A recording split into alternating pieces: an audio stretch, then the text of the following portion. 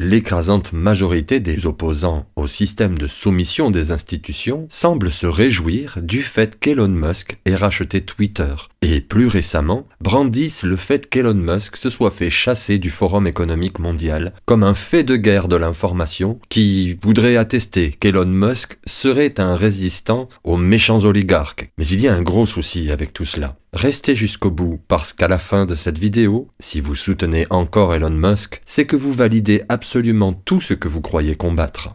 Commençons déjà par expliquer ce que cela signifie que le Forum économique mondial ait pris publiquement position contre Musk. Tout d'abord, cela présente Elon Musk en sauveur face à une oligarchie que les peuples ont identifiée comme extrêmement nocive. Mais méfiez-vous. Polariser l'opinion publique afin de guider les populations là où l'oligarchie le souhaite est une spécialité des gens du pouvoir, et le forum est une caricature grossière du mal. Il suffirait donc de présenter un opposant à cette caricature pour que l'écrasante majorité veuille défendre cet opposant, ce sauveur providentiel. Alors, que peut-on dire de cette annonce de position publique ? Eh bien, qu'Elon Musk, de base, faisait partie du Forum économique mondial. En effet, il a été promu Young Global Leader en 2008. Ça fait 15 ans que ce monsieur a exactement les mêmes projets que ceux que nous dénonçons. Lorsque je disais ça, avant qu'il ne se fasse chasser par Klaus Schwab, on me disait que le fait que Musk était un Young Global Leader était faux. Ou pire, on l'ignorait. Que signifie être Young Global Leader ? C'est d'être promis à une forme de gouvernance globale en termes de chef de cette gouvernance. Cela n'a pas semblé gêner Elon Musk pendant ces 15 ans. Vous ne vous êtes jamais posé la question de savoir pourquoi, sous le règne de Joe Biden, personne n'a jamais levé le petit doigt pour empêcher Elon Musk de se positionner en situation de monopole dans tous les domaines défendus par le forum ? Car il faut être cohérent. Si on refuse les projets de transhumanisme, de crédit social, de voitures électriques, d'intelligence artificielle, de thérapie génique et toutes ces choses, on ne peut pas en même temps vouloir défendre Elon Musk, qui en est aujourd'hui l'un des principaux acteurs. Sachez qu'Elon Musk n'est pas là pour empêcher le transhumanisme, il est même le meilleur moyen de le concrétiser. Il possède plusieurs entreprises dont le but avoué est de concrétiser la convergence homme-machine. Merger with biological intelligence and machine intelligence. C'est le cas de Neuralink, qui travaille à fabriquer l'interface, ou de OpenAI, pour qui Musk est toujours donateur, qui se charge de faire progresser les programmes d'intelligence artificielle.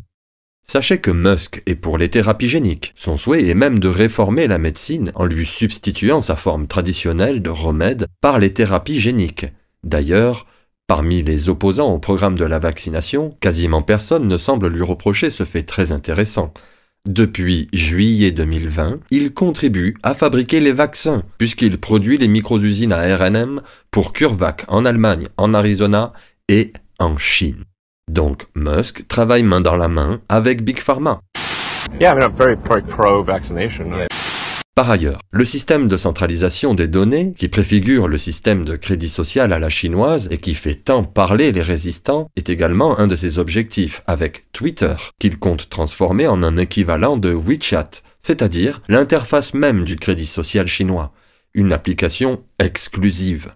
Et déjà, Elon Musk commence à empêcher les utilisateurs de partager des liens venant d'autres applications, ou encore fait payer les utilisateurs pour qu'ils gardent une application relativement intéressante. Et cela n'a rien de très surprenant. Comme nous l'avons dit, il travaille énormément avec la Chine et ne fait aucun procès des méthodes de la République populaire de Chine, puisque son business en dépend. Elon Musk est par ailleurs pour la numérisation de la monnaie. C'était même un des fondateurs de PayPal. Il souhaite d'ailleurs que Twitter devienne un espace qui puisse, comme pour WeChat, à la fois centraliser les données, mais également permettre les paiements.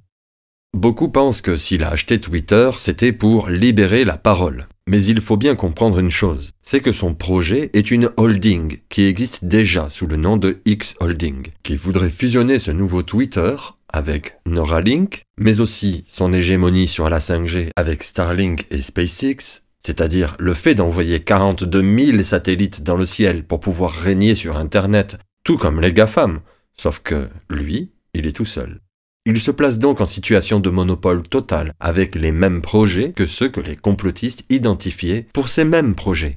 Le Forum économique mondial, qui ne peut être que soit son allié, soit son concurrent direct, puisqu'il mène les mêmes projets.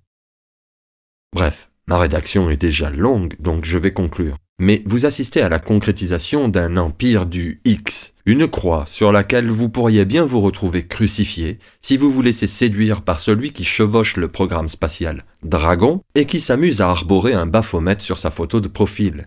Cet homme, qu'il en soit conscient ou non, ne prouve que sa grande vanité. Alors, par pitié et pour l'amour de Dieu, n'en faites pas votre sauveur. Je vous remercie.